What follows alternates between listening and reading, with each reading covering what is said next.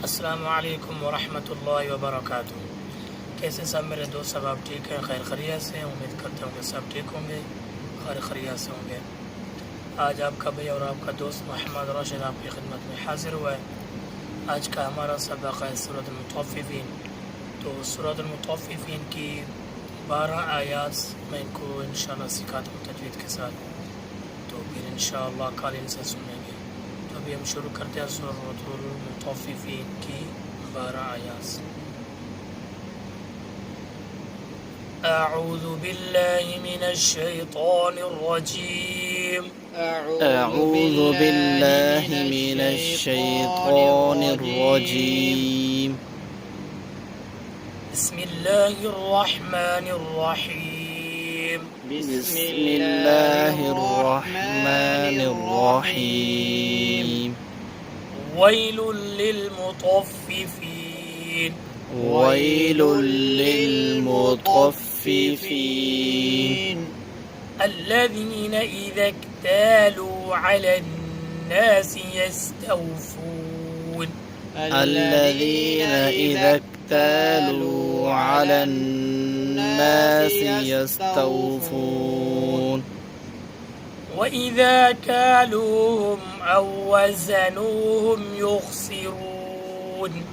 وإذا كالوهم أو وزنوهم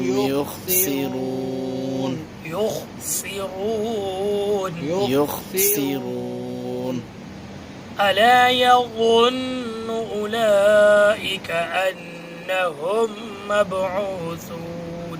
ألا يظن أولئك أنهم مبعوثون أنهم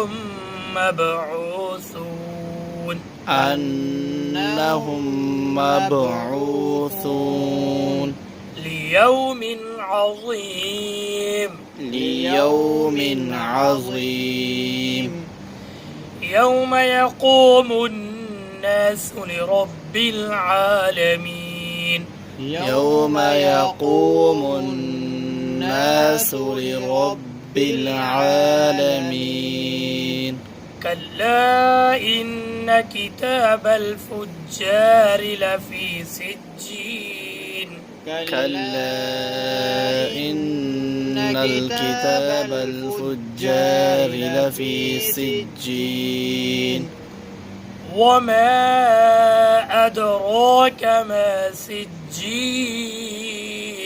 وما أدراك ما سجين كتاب مرقوم.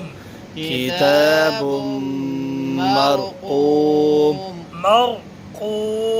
مرقوم ويل يومئذ للمكذبين.